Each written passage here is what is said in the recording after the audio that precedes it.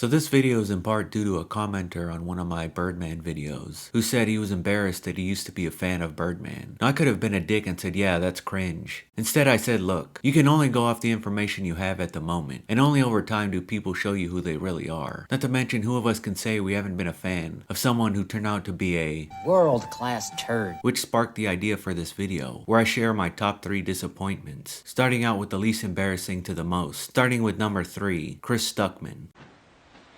Whoa, you said you wouldn't kill me. I said if you didn't tell me what I needed to know, you would burn. But you did, so I'll make it quick. Oh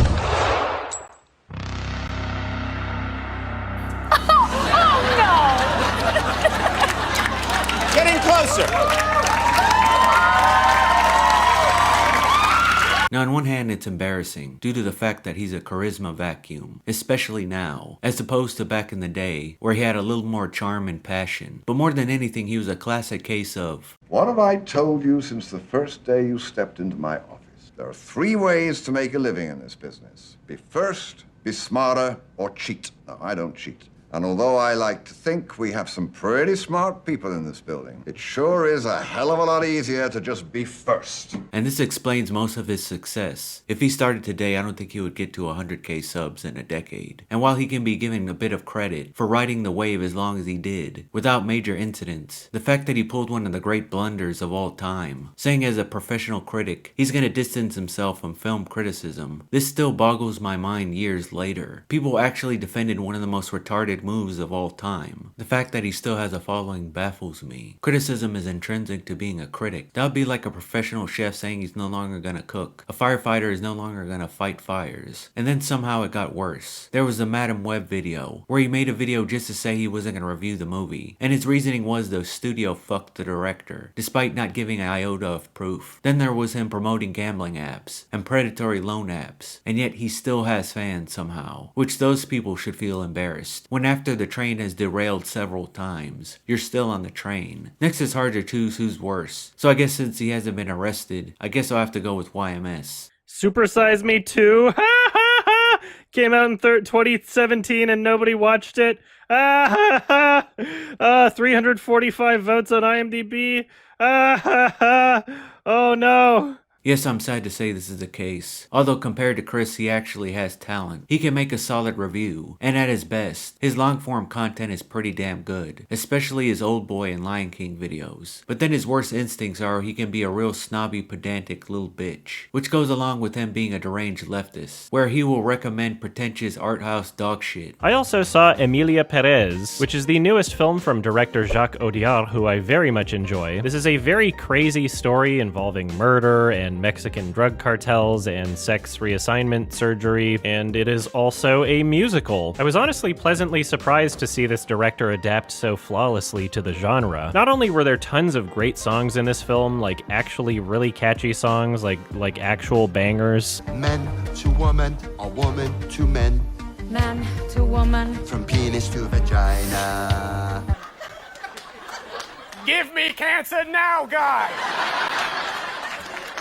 But then he'll give low ratings to the Indiana Jones trilogy, or Blade, or the first season of Arcane. It's part and parcel of his whole elitist, go to a film festival, media diet, media literacy, dog shit up his own ass, loves the smell of his own farts mindset. It also doesn't help that whenever he has to speak off the cuff, so basically all of his non-scripted content, a lot of the time it's borderline unlistenable. He needs to make a video that's scripted and edited, to make him sound like less of a retard. But the straw that broke the camel's back for me was when he went after Drinker. I don't know what it is about Drinker, but for whatever reason he is like the canary in the coal mine, and it always exposes the person attacking him more than it does him. And that live stream showed what a crazed leftist YMS was, and how much of a bubble he's in, and the fact that he thought he wasn't being bad faith as hell just shows how far gone he was back then, which makes it even funnier to see him fall even further. He's just as deranged as someone like Southpaw, and literally in the embodiment of a Reddit moderator, which again is bad, but the fact that he defended Drawn CP and bestiality, and endlessly fights and debates people about it, and then he will act like he doesn't do that and believe what he believes. Then throw in the fact that he's a degenerate furry, and that he's friends with people like Vosh, Destiny, and iDubbbz, all while calling out Drinker for doing an interview with Russell Brand. And yet despite all this, people still support him. Now he's definitely lost a lot of his luster, and is not as big as he once was. Whereas the last one on my list is circling the drain, which is Rakeda Law.